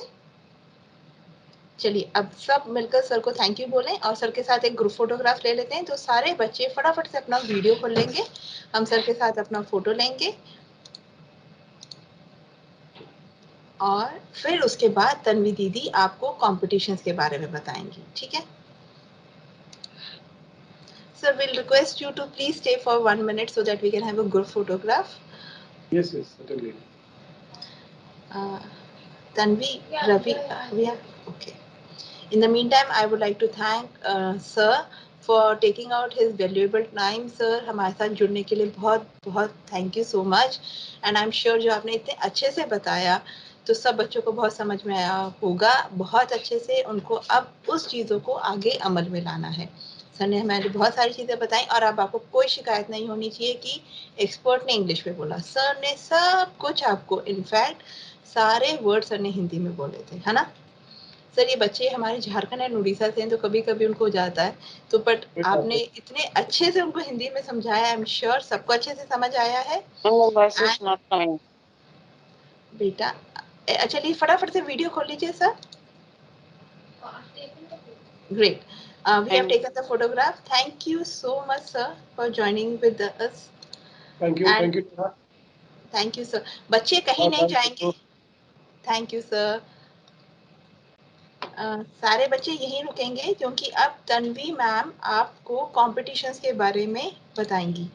तो requesting all the teachers and students, सारे टीचर्स और बच्चे 5 मिनट रुकेंगे और इन कॉम्पिटिशन्स के बारे में तन्वी मैम से अच्छे से समझेंगे। ऐसा मेरे को समझ में आ रहा है कई बच्चे हैं जो व्हाट्सएप ग्रुप पर नहीं हैं। प्लीज अपने स्कूल के टीचर्स को बोलिए, उनको बताइए कि हमें व्हाट्सएप ग्रुप में ऐड करें। अगर आपको लगता है आपको नहीं कर पाएंगे तो अभी चैट में अपने स्कूल के नाम के साथ अपना नाम, क्लास और फोन नंबर लिखिए। तब उससे तन्वी मैम जो बच्चे अंगुल, जाजपुर और सुकिंदा के हैं उनको ऐड करेंगी उनके रिस्पेक्टिव व्हाट्सएप ग्रुप में। रवि सर ऐड करेंगे झरिया और वेस्ट बोकारो में, और मौनवी मैम ऐड करेंगी जोड़ा, नामुंडी और खंडबंड के बच्चों को। तो अगर आपको अपने व्हाट्सएप ग्रुप्स में आपको लगता है आप नहीं हैं या किसी तरह गलती से निकल गए हैं, कुछ हो गया था, तो उन बच्चों के लिए पहला उपाय ये है कि वो अपने टीचर को बताएं। अगर उनको लगता है कि नहीं हम टीचर का नंबर नहीं है हमारे पास, कुछ प्रॉब्लम है या नहीं कर पाएंगे, तो अभी चैट विंडो में अपना नाम लिखेंगे, अपने स्कूल का नाम लिखेंगे, अपनी क्लास लिखेंगे और फिर जो व्हाट्सएप नंबर है वो लिखेंगे। जैसे अगर मुझे अपने बारे में लिखना होगा और अगर मैं आपके किसी स्कूल में, तो मैं पहले लिखूंगी नेहा। सपोज मुझे नाम लिखना है स्कूल का और मैंने लिखा UPME स्कूल जोड़ा, क्लास 6th, फिर मैं अपना व्हाट्सएप नंबर लिखूंगी। ठीक है? ये सूरज आपने क्लास नहीं लिखी है बेटा, आपको क्लास भी लिखनी पड़ेगी। ठीक है? सो सब बच्चे इतने ये कर रहे हैं, ये करते रहिए और मैं अब माइक दे रही हूँ तन्वी मैम को सो दैट वो आपको कॉम्पिटिशन्स के बारे में बता सकें। सब बच्चे कॉम्पिटिशन्स के बारे में अच्छे से सुनेंगे, समझेंगे, फिर बाद में ये नहीं बोलेंगे हमें समझ नहीं आया। ठीक है? Over to you Tanvi. Thank you Neha.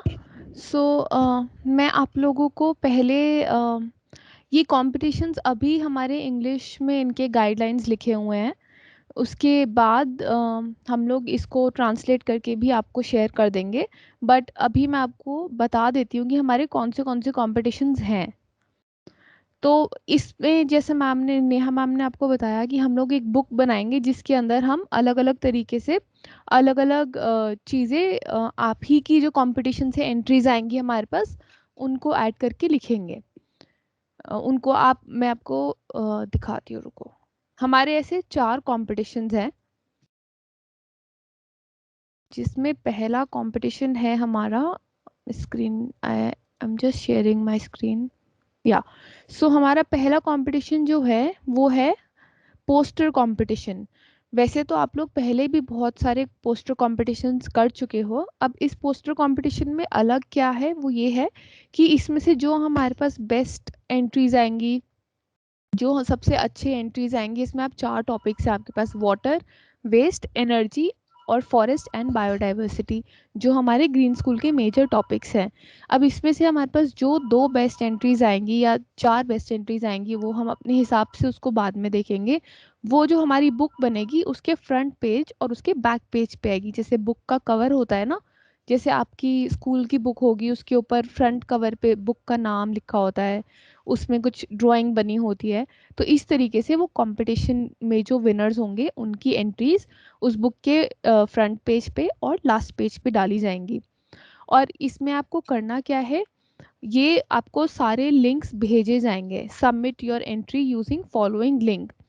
Poster competition के लिए आपको ये लिंक दिया जाएगा, इसमें आप अपना नाम, क्लास, एज, वो सब जैसे आप लोग हमेशा से लिखते आए हो वो लिखोगे।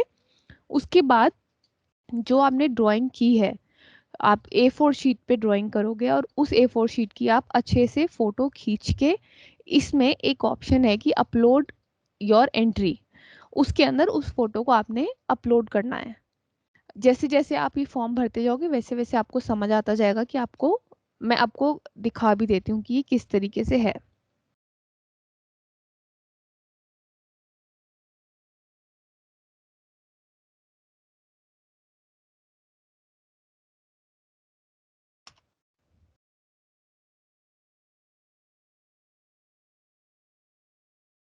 मैं आपको एक फॉर्म का सैंपल दिखा रही हूँ। ऐसे ही हमारे चारों कंपटीशन के अलग अलग फॉर्म्स हैं। तो हर फॉर्म का आपको URL, मतलब वो लिंक दे दिया जाएगा। उस लिंक पे आप जैसे क्लिक करोगे तो आपको ये ऐसे पेज खुलेगा। इसमें आपको यहाँ पे सारी गाइडलाइंस लिखी हुई हैं कि आपको किस तरीके से आपका कंपटीशन की एंट्री बनानी है और आपको क्या क्या चीज़ें फॉलो करनी है। फिर उसके बाद आप अपना नेम, क्लास, एज, स्कूल का नाम, आपका लोकेशन, ये सब सिंपल सिंपल सी चीज़ें डालोगे। और जो भी आपका फोटो या जो आप फोटो क्लिक करोगे आपकी एंट्री की, ऐड फाइल पे जाके आप उसको अपने नाम से यहाँ पे अपलोड करोगे। जैसे select files from my device, तो इस तरीके से आपको इसको सिलेक्ट करके फोटो डाल के सबमिट करना है। इसमें आपको और कुछ नहीं करना है। ये एक हमारा पहला कंपटीशन था, पोस्टर मेकिंग। अब हमारा दूसरा कंपटीशन है इलस्ट्रेशन मेकिंग। अब इलस्ट्रेशन क्या होती है, जैसे आपने कभी देखा होगा कि आपकी बुक्स में Neha, is the PDF visible? I think there's some issue. Yeah. Okay. सो दूसरा कंपटीशन हमारा है इलस्ट्रेशन बनाने का। आपने जैसे अपनी बुक्स में कभी कभी देखा होगा कि छोटे छोटे से आइकन्स बने रहते हैं, जैसे आप इसमें भी देख रहे हो ना, ये नीचे वाटर का बना हुआ है, अर्थ का बना हुआ है, फिर ये फॉरेस्ट बायोडाइवर्सिटी का बना हुआ है। तो आपको ऐसे छोटे छोटे से आइकन, सिंगल बच्चा बनाएगा।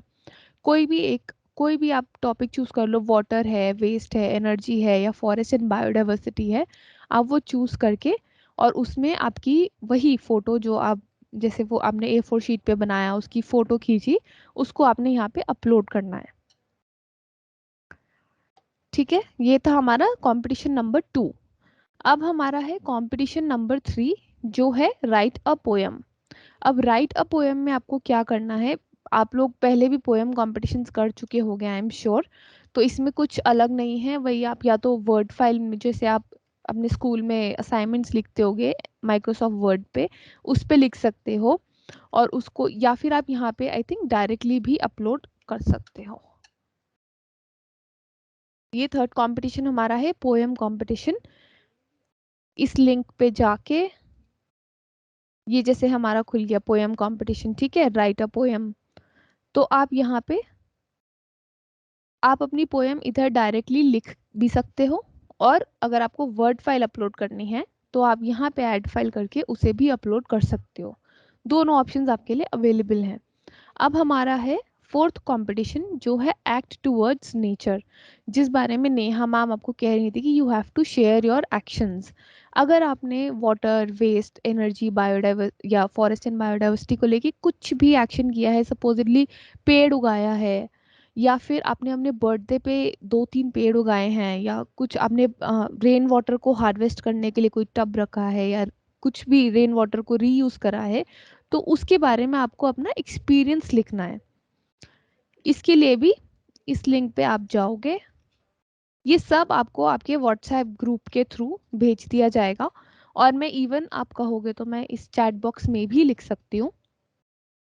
इसमें भी आप 15 लाइन में अपने एक्सपीरियंस को यहाँ पे लिख सकते हो कि आपने क्या किया है, कैसे किया है, कब कब किया है। और अगर आपको मतलब जैसे आपने यहाँ पे लिख दिया कि आपने क्या किया, आपको आपका एक्सपीरियंस क्या था, फिर आपको जो भी आपने किया है उसकी फ़ोटो अपलोड करनी है। यहाँ पे आप 3 से 4 फोटोज़ अपलोड कर सकते हो। तो और ये चीज़ का ध्यान रहे, चारों कंपटीशन में कोई भी फाइल 10 MB से ज़्यादा नहीं होनी चाहिए, वरना आप पार्टिसिपेट नहीं कर पाएंगे। तो जैसे आपने यहाँ पे अपने आपने आपके एक्सपीरियंस के बारे में लिख दिया, वैसे ही उसी एक्शन के बारे में आपको फोटोज अपलोड करने हैं, कि जैसे जब आप प्लांट उगा रहे हो तब फोटो है, या आप जब पानी रेन वाटर को रीयूज कर रहे हो उसकी फोटो क्लिक करके आपको यहाँ पे अपलोड करनी है। अब इन चारों कॉम्पिटिशन्स की लास्ट डेट है 5 नवंबर, जो है आपके पास आज से लेके 2 हफ्ते हैं इस कंपटीशन में पार्टिसिपेट करने के लिए। 5 नवंबर तक आपकी एंट्रीज हमारे पास आ जानी चाहिए। इसके लिंक्स और इसकी जो गाइडलाइंस हैं वो सब आपको शेयर कर दी जाएंगी आज या मैक्सिमम कल तक आपके व्हाट्सएप ग्रुप्स पे। अब इसके बारे में अगर किसी को कोई क्वेश्चन है तो आप प्लीज पूछ सकते हो। एक कुछ बच्चों ने तन्वी क्वेश्चन ये पूछा है कि क्या हमें व्हाट्सएप पर लिंक्स मिलेंगे? हाँ मिलेंगे आप सबको, आप लोगों को लिंक्स हम शेयर करेंगे, बट ये याद रखिएगा ये ऐसा नहीं है कि मुझे लिंक मिल गया मेरे फ्रेंड को नहीं मिलना चाहिए। हेल्दी कंपटीशन तभी होता है जब आप सबके साथ शेयर करें। आप चाहें तो एक कंपटीशन में पार्टिसिपेट कर सकते हैं, चाहे तो 2, चाहे तो सभी में, पर किसी एक में करना जरूरी है। ऐसा नहीं है कि हाँ ठीक है नहीं है, आप जितने चाहे में करना चाहें कर सकते हैं, बट एक कंपटीशन में पार्ट लेना जरूरी है। किसी एक में एक करना जरूरी है, चाहे तो 2, 3, 4 सभी में करिए, हमें ज़्यादा खुशी मिलेगी। और इस लिंक को जितना ज़्यादा हो सके उतना शेयर करेंगे आप, ठीक है? हमें चाहिए कि आप लोग हमें चैलेंज दें कि देखिए हमने इतनी अच्छी सुंदर सुंदर एंट्रीज बनाई हैं, हम सब मिलकर एक ऐसा करते हैं, आप और मैं एक टीम बनाते हैं और तन्वी मैम, रवि सर, मम्मी मैम को ना एक कंपटीशन देते हैं। इतनी अच्छी इतनी सारी एंट्रीज देंगे ना कि उनको हमें बहुत सारे अवार्ड देने पड़ेंगे। तो सारे मिलकर एक काम करते हैं, बहुत अच्छा काम करेंगे। बस एक चीज याद रखिएगा, हमें किसी भी search engine Google, Yahoo, Rediff, Bing, इनसे कोई भी पिक्चर कॉपी नहीं करना है, क्योंकि जो तीनों है ना, तन्वी मैम मैं बता रही हूँ, तुम ध्यान से सुनो, इनको सब पता चल जाता है। ये पता नहीं क्या करते हैं, इनको पता चल जाता है ये बच्चे ने चीटिंग करी है, तो हमें चीटिंग नहीं करनी है, ठीक है? सुनो, वो भी सुन नहीं रहे, मैं तुम्हें बता रही हूँ, वो कुछ कर रहे हैं, मुझे पता चल जाता है वो कुछ कर रहे हैं, पर मैं तुम्हें बता रही हूँ चीटिंग नहीं करेंगे। हम पढ़ेंगे, बुक्स में से पढ़ेंगे, हम समझेंगे और फिर बनाएंगे वो जो हमारा दिल और दिमाग कह रहा है, ठीक है? अपने स्टाइल से, वाटर कलर से बनाना है, स्केच पेन से बनाना है, नेचुरल कलर से बनाना है। याद है पिछली बार हमने मधुबनी या वर्ली आर्ट सीखा था, वैसा कुछ करना है, कुछ भी कर सकते हैं। हमें क्रिएटिवली मतलब बहुत अच्छे से नई नई चीजें बनानी है, ठीक है? अभी शायद सुन नहीं रही हैं, तो आवाज देकर देखते हैं, शायद सुन ले तन्वी मैम। आती हैं फिर हम उनसे बाकी क्वेश्चन पूछे। Tanvi are you there? Tanvi, या आई एम हियर। ठीक, चलो अब फिर हम उनसे पूछ लेते हैं। Neha ma'am, please say that the prizes of our last year competition has not come to the school. बच्चे कंपटीशन के सारे प्राइजेस स्कूल्स में पहुंच चुके हैं, ये हमें कुरियर से कंफर्मेशन आ चुकी है। अगर आपके स्कूल को, कोई पर्टिकुलर स्कूल को अवार्ड या प्राइज नहीं पहुंचा था या पहुंचा है आपके पास, तो कृपया करके हमें अलग से बताइए, वरना अपने स्कूल का नाम बताइए। Anuyesha Mohanty. I think Neha all schools have received the prizes, right, ऐसा सो कुछ दैट्स व्हाट। कंप्लेन है नहीं। हाँ, तो अगर किसी बच्चे को नहीं मिला तो शायद आपका प्राइज आपकी मैम के पास होगा या स्कूल में हाँ प्रिंसिपल रूम में होगा, बट यहाँ से सारे प्राइजेस सब बच्चों के जा चुके हैं और वो बहुत महीनों पहले जा चुके हैं बेटा। जुलाई में सब स्कूल्स में पहुंच गए हैं। इनफैक्ट 15 अगस्त को सारे स्कूल्स ने एक सेरेमनी भी करी थी इंडिपेंडेंस डे पर, जिसमें सारे विनर्स को प्राइजेस दिए गए थे। बहुत सारे स्कूल्स ने 15 अगस्त को करा, जिन एका स्कूल का बच गया था उन्होंने उसे सितंबर में सेरेमनीज करी हैं। तो अगर किसी का प्राइज रह गया है तो प्लीज एक बारी अपने Ma'am, what is teachers. the last day of submission? Last 5 date नवंबर। दिवाली के अगले दिन, तो मतलब दिवाली से पहले वाला जो वीकेंड आ रहा है ना, ये वाला 31 वाला, कंपटीशन के एंट्रीज सारे भरकर भेज दो, सबसे बढ़िया है। फिर फेस्टिवल भी अच्छे से एंजॉय करो और फिर फेस्टिवल के बाद जब रिजल्ट्स आएंगे तो प्राइजेस एंजॉय करना, ठीक है Okay, ना? ma'am. तो सब बच्चे अपनी ब्लॉक कर लो अपना 30 और 31 अक्टूबर की कंपटीशन की एंट्रीज के लिए तैयारी करनी है, सब भेजना है। ध्यान से वो तो समझ में आ ही गया करना क्या है, राइट? सो अभी से सोचना शुरू कर दो। Any more query? Ravi please allow, सबको आई थिंक आपने अलाउ कर दिया है ना? Please Mic allow rights are with everybody. Okay great. Ma'am तो लिंक कब आएगा? I am just sharing it. I'm just typing a message and you'll get it in the chat box right now, and also आपके WhatsApp group में आपको आज नहीं तो कल तक मिल जाएगा। ठीक है, और जिन बच्चों ने अपने Ma'am, नाम please दिए, send the link in chat. Hello, क्या ma'am. कह रहे हो? बेटा हाँ जी। मैम टाइम ने कब वही तक बोला है? है, मैम वही बोल रही हैं, वो टाइप कर रही हैं, वो भेज रही हैं लिंक, तो 2 मिनट रुक जाओ, भेज रही हैं, भेज Ma'am, रही हैं। please send the link in chat box. Okay, ma'am. कब तक है? One at a time, one at a time. हाँ बोलो। Okay, ma'am. मेरा चैट बॉक्स नहीं खुल रहा। तो बेटा व्हाट्सएप पर देख लेना। मेरा भी व्हाट्सएप तो नहीं है। बेटा आपके टीचर्स को हम भेजेंगे, आप उनसे ले सकते हो, ठीक है? कौन से स्कूल से आप? Saint Teresa school. Ma'am Saint Teresa. Saint Teresa कहाँ का? मैम जोड़ा का। जोड़ा का ना? तो मौनवी मैम आपकी स्कूल के ग्रुप में डालती हैं, ठीक है? अपनी टीचर से प्लीज लीजिएगा, अगर नहीं मिलता है तो आप इसी सेशन के चैट में आकर टाइप कर सकते हैं। वहां पर तन्वी मैम थोड़ी देर में डाल रही हैं और आप सबको वो लिंक्स मिल जाएंगे, ठीक है?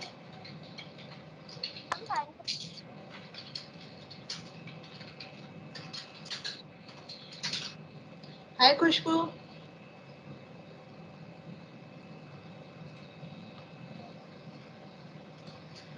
जितने भी बच्चों ने आज पार्टिसिपेंट्स को बताया ना, किसी ने कहा मैंने 13, किसी ने कहा 10, किसी ने 5, उतने सभी बच्चों को आपको आज के सेशन के बारे में बताना है और इस कंपटीशन के बारे में भी बताना है, ओके? आप बस 2 मिनट दीजिए, आपको सारे लिंक्स मिल रहे हैं, ठीक है? 2 मिनट वेट करो। यहाँ पे भी मिलेगा Okay, ma'am. और आपको चैट में आपके व्हाट्सएप ग्रुप पे भी भेजा जाएगा। कितने बच्चे अपने Okay, ma'am. मम्मी पापा के फेसबुक को यूज करते हैं? थम्स अप करो जल्दी से। फेसबुक या ट्विटर को फॉलो करते हैं? थम्स अप करो। Ma'am, I am not नहीं using the बोलना नहीं Facebook. है, बोलना नहीं है, मैंने बोलने के Okay, लिए तो कहा नहीं है। थम्स अप करो, चाहे चैट में थम्स अप करो या वो आइकन को यूज करके करो, जैसे मैं करती हूँ ना।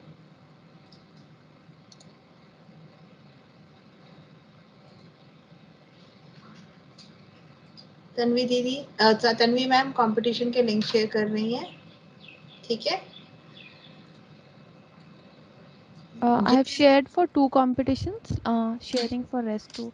There's some issue with the mouse, I think. ठीक है, जितने भी बच्चे फेसबुक पर हैं वो फेसबुक पर सर्च करेंगे the green school TERI Tata Steel initiative, project को जाकर लाइक करेंगे, ठीक है? हम उसके ऊपर भी एक्टिविटीज डालते हैं, क्विज डालते हैं, आप उधर भी पार्टिसिपेट कर सकते हैं, ठीक है? मैम आप क्या नाम बोले? मैम क्या नाम बोले? प्रोजेक्ट का नाम क्या है? Ma'am your voice was not clear. हाँ, प्रोजेक्ट का नाम क्या है? आप जिस प्रोजेक्ट का हिस्सा है उसका नाम बताओ। School project. The green school project है ना? राइट, बस उसी को सर्च करो। कौन कर रहा है? Ma'am I TERI? डिडंट। हाँ, और किसके साथ कर रहा है? टाटा स्टील के साथ कर रहा है। तो बस वही 3 कॉम्बिनेशन लिखने हैं, the green school project TERI Tata Steel initiative. इस साल इसको हम कर रहे हैं टाटा स्टील फाउंडेशन के साथ, ठीक है?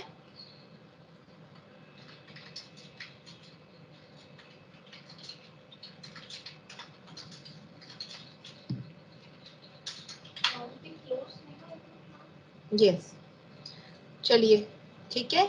तन्वी मैम ने सारे लिंक्स शेयर कर दिए हैं, सब बच्चे उसे डाउनलोड कर सकते हैं। अगर चाहिए तो फेसबुक पेज पर भी जा सकते हैं, जो बच्चे ट्विटर पर हैं वहाँ भी जा सकते हैं, वरना अपने जो व्हाट्सएप ग्रुप्स हैं द ग्रीन स्कूल के, उन पर भी आप अपने इन सब डिटेल्स को चेक कर सकते हैं। ठीक है, विद दिस टेक केयर, और अगले हफ्ते हम मिलेंगे बुधवार को 27 तारीख, ठीक है, 3 बजे, और फिर शुक्रवार 29 तारीख 3 बजे। ठीक है, तब तक सब बच्चे अपना ख्याल रखेंगे। Take care, bye bye.